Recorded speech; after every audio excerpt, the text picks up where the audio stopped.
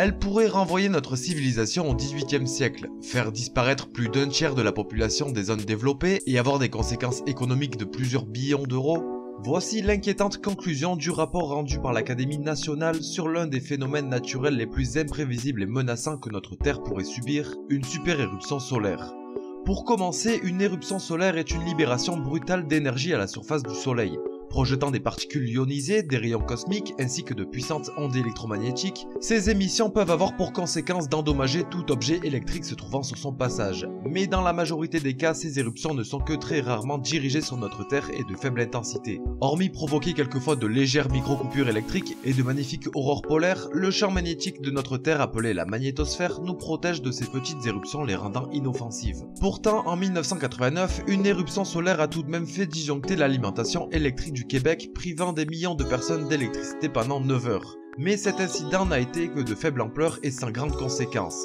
Le seul point inquiétant est de savoir que notre soleil serait capable à tout moment de provoquer des éruptions au moins 10 000 fois plus puissantes que celles ayant touché le Québec. Et pour une civilisation basée sur l'électronique comme l'est la nôtre, les conséquences en seraient en fait dramatiques.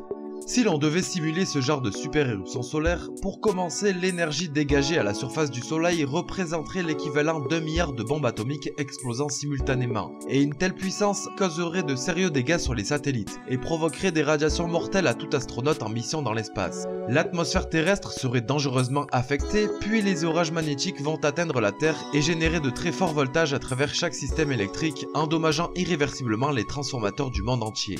Privés de téléphone, de télévision, de radio, d'internet, de GPS, de distributeurs de billets, les navigations aériennes et ferroviaires seraient interrompues, mais plus grave encore, les infrastructures de pompage d'eau fonctionnant à l'électricité seraient hors service, privant des populations entières d'eau potable, ainsi que les pompes à essence provoquant un arrêt des transports et stoppant le ravitaillement des supermarchés.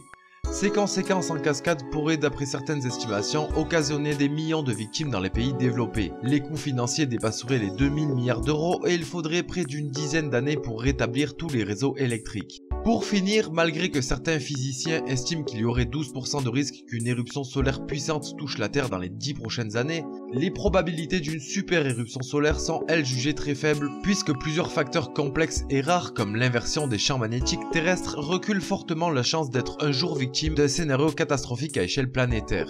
Mais nous ne sommes pas à l'abri non plus, comme le prouve un communiqué de la NASA qui évoque le fait que la Terre a échappé le 23 juillet 2012 à une gigantesque tempête solaire qui eut lieu seulement 9 jours après avoir été face à notre Terre et aurait à coup sûr provoqué des dégâts d'une ampleur inédite. C'est la fin de cette vidéo, comme d'habitude n'hésitez pas à vous abonner et à partager, ça me ferait super plaisir. En tout cas moi je vous dis à très vite pour une prochaine vidéo.